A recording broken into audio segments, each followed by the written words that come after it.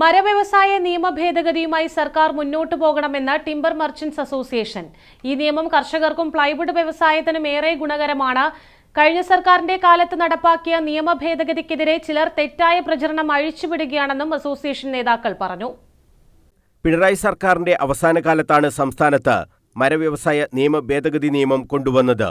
ഈ നിയമം പരിസ്ഥിതിക്ക് കോട്ടം തട്ടുന്നതാണെന്ന പ്രചരണമാണ് ശക്തമായത്. എന്നാൽ ഇത് അടിസ്ഥാനരഹിതമാണെന്നാണ് Kerala state timber merchant association ഭാരവാഹികൾ പറയുന്നത്. ഈ നിയമപ്രകാരം 28 മരങ്ങൾ കൊണ്ടുപോകുന്നതിന് പാസ് ആവശ്യമില്ല. പ്ലൈവുഡ് വ്യവസായത്തിന് ഇത് വലിയ നേട്ടമാണ് ഉണ്ടായത്. ഒപ്പം കർഷകർക്കും ഇതിന്റെ ഗുണം ലഭിക്കുന്നുണ്ട്. പരിസ്ഥിതിക്ക് ഈ നിയമം ഒരു കോട്ടവും തട്ടിക്കുന്നില്ലെന്നും ടിംബർ മർച്ചന്റ്സ് അസോസിയേഷൻ ഭാരവാഹികൾ പറഞ്ഞു. 2026 ആ ചട്ടം ഭേദഗതി വരുത്തിയത്. അപ്പോൾ അത് കഴിഞ്ഞ ഗവൺമെന്റ് കാലത്താണ് ആ ചട്ടം ഭേദഗതി വരുത്തിയതോടുകൂടി കർഷകർക്ക് മാന്യമായ വില ലഭിക്കുവാനും മരവ്യാപാരികൾക്ക് ന്യായമായ രീതിയിൽ കച്ചവടം ചെയ്യാനും പ്ലൈവുഡ് കമ്പനികൾക്ക് മുന്നോട്ട് പോകുവാനും സാധിച്ചത്.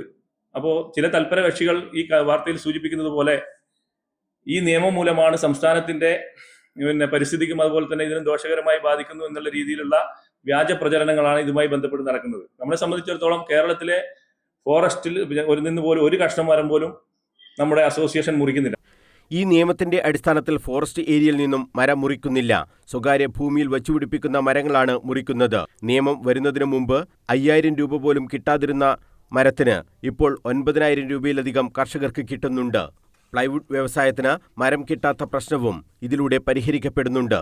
സോമിൽ owners and plywood manufacturers association സംസ്ഥാന കമ്മിറ്റിയും ടിംബർ മർച്ചന്റ്സ് അസോസിയേഷൻ സംസ്ഥാന കമ്മിറ്റിയും നടത്തിയ ഇടപെടൽ മൂലമാണ് കഴിഞ്ഞ സർക്കാരിന്റെ കാലത്ത് ചട്ടം ഭേദഗതി വരുത്തിയത്. ഈ നിയമവുമായി സർക്കാർ മുന്നോട്ടു പോകണമെന്നും അസോസിയേഷൻ ഭാരവാഹികൾ പറഞ്ഞു. സംസ്ഥാന ഭാരവാഹികളായ CH മുനീർ, ബെന്നി കൊട്ടാരത്തിൽ, ബേബി കൊല്ലക്കൊമ്പിൽ, PT ജോസഫ് എന്നിവർ വാർത്താസമ്മേളനത്തിൽ സംബന്ധിച്ചു. News bureau, Kannur.